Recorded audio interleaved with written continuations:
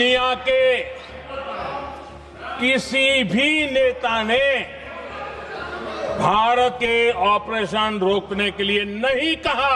9 तारीख को रात को अमेरिका के उपराष्ट्रपति जी ने मुझसे बात करने का प्रयास किया।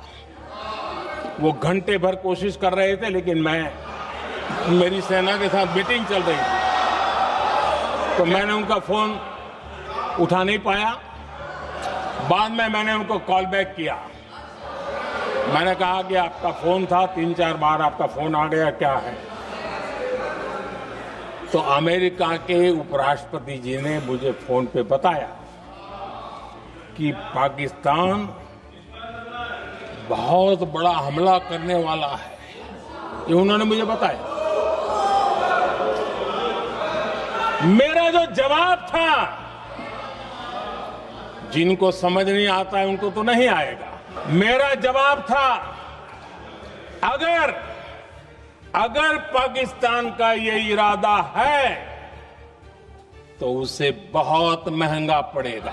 अस्सलाम वालेकुम सामीन। 4 सफ़रुल मुज़फ़्फ़र की तारीख शुरू हो चुकी है। 29 जुलाई है। ख़बर का उन्वान है पार्लियामेंट में वज़ीर-ए-आज़म क्या बोले। ये बयान आपने सुन लिया। ये बयान इस बारे में है कि पाकिस्तान के बारे में जो बार बार अमरीकी सदर ट्रंप कह रहे हैं वो सब गलत है। लेकिन सवाल ये है कि वज़ीर-ए-आज़म जैसे ओहदे पर बराजमान शख्सियत के लिए क्या ये गोल मोल जुमले मुनासिब हैं? अमरीकी सदर मिस्टर ट्रंप तकरीबन 4 या 5 बार ये कह चुके हैं कि हमने जंग रुकवाई है, नाम लेकर कह चुके हैं। लेकिन वज़ीर-ए-आज़म को इतनी तौफीक नहीं हुई है कि वो एक बार भी ये कह देते कि ट्रंप झूठ बोल रहे हैं। गोल मोल जवाब दिया कि जंग किसी ने नहीं रुकवाई है। तो इससे पता चलता है कि कहीं ना कहीं कोई झोल है। वज़ीर-ए-आज़म क्या अमेरिका से डर रहे हैं? दूसरे के ट्रंप ने वादे किया कि 4 या 5 जंगी लड़ाकू जहाज़ गिरे हैं।